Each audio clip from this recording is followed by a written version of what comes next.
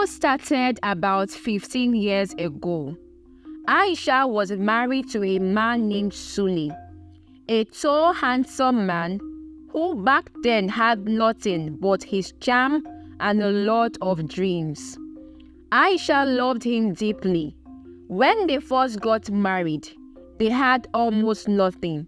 Sule was jobless and Aisha was the one who kept them going. She wasn't a rich woman, but she had a strong will, and that is what kept them afloat. Aisha did everything for Sule. She sold all the wrappers her mother had given her when she got married, just to buy food for herself and her family. She worked any job she could find, cleaning, washing clothes, even carrying heavy loads at the market. But she never complained. "It's all for Sule and her son," she would say with a tired smile. She believed in him. Even when rich men tried to tempt her with gifts and money, she refused. They offered her everything, but she stayed loyal to Sule, believing that one day his dreams would come true.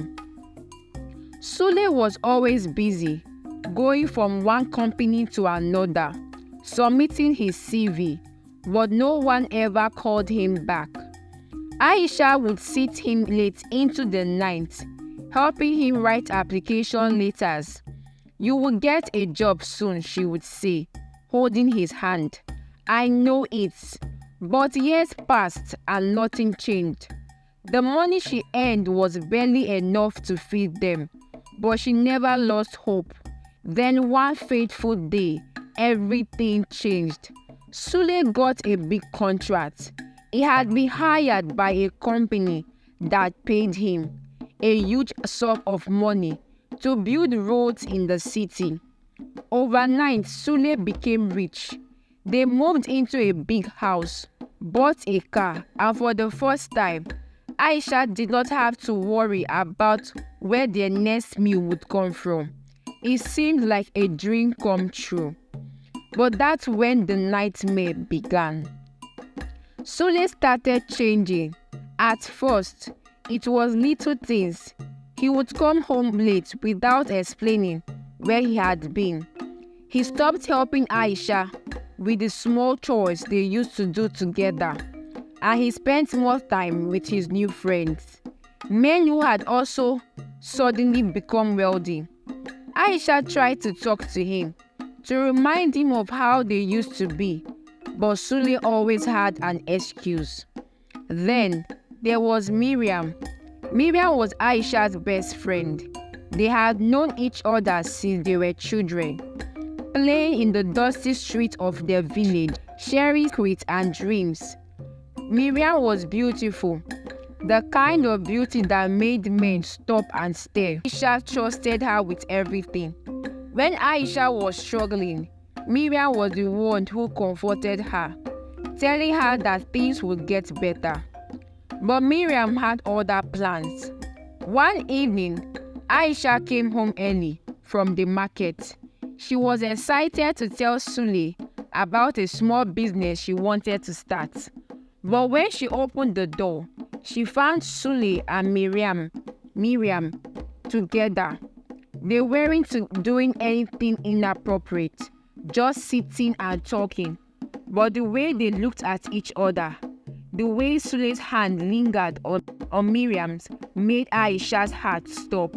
She knew something was wrong. Aisha tried to brush it off, telling herself she was just being paranoid. But the signs were there, and they were growing harder to ignore. Sule started spending more time with Miriam. He would leave the house early in the morning and come back late at night. When Aisha asked him where he had been, he would snap at her, saying she was being too controlling.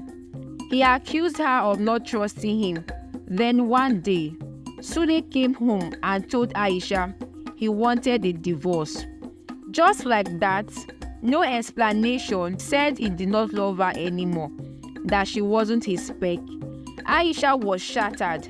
She had given everything to this man, her youth, her energy, her love, and now he was leaving her for Miriam, the woman who had been like a sister to her. The village was buzzing with gossip. People could not believe that Sule, who had been so humble and loving, could do something so cruel. But the worst part was that Sule did not just leave Aisha, he humiliated her. He married Miriam in a big ceremony, spending money like it was nothing, while Aisha was left to pick up the pieces of her broken life. I will never forget the day of the wedding. Aisha did not leave the house. She sat in her room, staring at the walls, tears streaming down her face. She had lost everything: her husband, her best friend, her dignity, and all she could do was cry. But the story doesn't end there. A few months after the wedding, strange things started happening. Sule and Miriam were the talk of the town, living a life of luxury. But beneath the surface, something wasn't right. Miriam began to change. She stopped smiling, and people said they heard her crying at night. Sule too wasn't the same. He became paranoid, always looking over his shoulder as if he has been watched. Please, if you are still watching, like and subscribe to support our growth. Thank you. Miriam would wake up in the middle of the night screaming. She would see shadows moving in the corners of the bedroom, hear whispers that no one else could hear. Sule tried to comfort her, but the more he tried, the worse it got. One night, Miriam woke up to find her bed covered in blood. There was no wound, no injury, but the blood was everywhere. She was terrified, and so was Sule. They called a priest to bless the house, but it did not help. The shadows, the whispers, the blood, they all kept coming back. Sule started to lose weight. His once strong body became frail. He stopped going out, too afraid to leave the house. And Miriam, who had once been the most beautiful woman in the village, became a shell of her former self. Her skin turned pale, her eyes hollow. People in the village started to talk. They said that Aisha had put a curse on them, that she had used juju to punish them for their betrayal. Please, if you are still watching, like and subscribe to support our growth. Thank you. Aisha never said anything. She just went about her life, taking care of her son, trying to rebuild what was left of her world. But there was something different about her, something that made people keep their distance. One day, Sule disappeared. He left the house in the middle of the night and never came back. Some said he ran away, unable to take the torment anymore. Others whispered that the spirit had taken him, that he had paid the ultimate price for his betrayal. Miriam was left alone in the big house, haunted by the ghosts of their sins. Nobody knows for sure what happened to Sule. Some say he is still out there, wandering the earth, looking for a way to escape his fate. Others say he's dead, his body buried somewhere in the forest.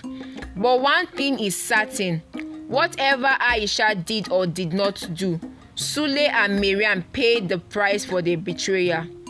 As for Aisha, she's still in the village, living quietly with her son. She never remarried, never spoke of Sule or Miriam again. But sometimes, when you pass by her house at night, you can see a light flickering in her window. And if you listen closely, you might hear the faint sound of someone crying. One important lesson to learn from this story is that true love and loyalty are priceless, and betraying them can lead to devastating consequences, as seen in Sule's downfall after he abandoned Aisha's unwavering dedication for superficial attractions. Thanks for sticking with us. If you like this content, please like our video, subscribe to our channel, and support our growth. We appreciate your support and encouragement. Do have a lovely day. We love you. Bye.